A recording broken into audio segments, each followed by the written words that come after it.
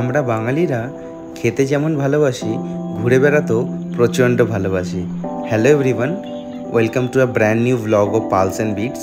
আশা করি আপনারা সবাই খুব ভালো আছেন। চ্যানেলে যদি নতুন হয়ে থাকেন অবশ্যই সাবস্ক্রাইব করে দেবেন এবং পাশে থাকা বেল আইকনটা অবশ্যই প্রেস করবেন যে কোনো নোটিফিকেশন সবার আগে পাওয়ার জন্য। আজকে দেখাবো উদয়পুর সিটি প্যালেসের কিছু মুহূর্ত।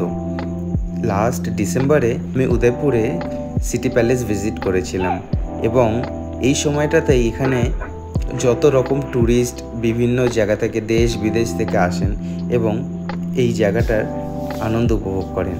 উদয়পুর একটা পাহাড়ে ঘেরা ছোট্ট শহর, কিন্তু প্রত্যেকটা গলিতে গলিতে এবং প্রত্যেকটা জায়গার দারুণ সুন্দর স্মৃতি। এখানকার যে আর্কিটেক্ট সেটা আমার সত্যিই খুব ভালো লাগে এবং আশা করি আপনাদেরও জায়গাটা দেখতে খুবই ভালো লাগছে।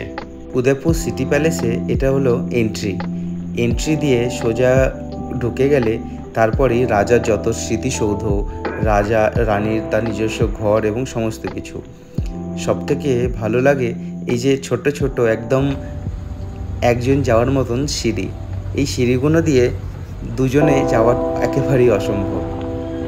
বন্ধুরা, আপনারা চটপট জানান তো কারা কারা আপনারা এখনও উদয়পুর সিটি প্যালেস ভিজিট করেছেন, এবং যদি না করে থাকেন কাদের ইচ্ছা আছে উদয়পুর সিটি প্যালেস ভিজিট করার এই বছর বা আগামী যে কোনো বছরের মধ্যে। আমি ট্যুরিস্ট গাইডদের মুখেই শুনেছি যে এই ছোট ছোট দরজা এবং ছোট ছোট জায়গার কারণ হলো রাজার বাড়িতে যদি কোনো রকম শত্রু আসতো আগেকার দিনে, তারা যাতে মাথা নত করে ঢোকে এবং তারা যেন তাড়াহুড়ো করে আসতে না পারে, সেই জন্য এরকম ছোট ছোট জায়গা এরকম করে রাখা হতো। বিশ্বাস করবেন না বন্ধুরা, এই পুরো যে রাজার বাড়িটা পুরোটাই পাথরে বাঁধানো একটা বাড়ি এবং ঠিক পাহাড় এবং জলের মাঝখানে ঠিক এই বাড়িটা। এইখানে যে আপনার জলের দৃশ্য দেখতে পেলেন সেটা হলো ফতেসাগর হলো এখানকার সবথেকে মিষ্টি জল, এবং জয়সামন্দ আছে যেটা ওয়ার্ল্ডের মিষ্টি জলের পুকুর বলে পরিচয়। এই জায়গাটা রানীর নিজস্বতা কাটানোর জায়গা। রানী যখন নিজের সখীদের সাথে সময় কাটাতেন সেই সময় এই জায়গাটাতে তারা আসতেন। অস্বাভাবিক সুন্দর আর্কিটেক্ট।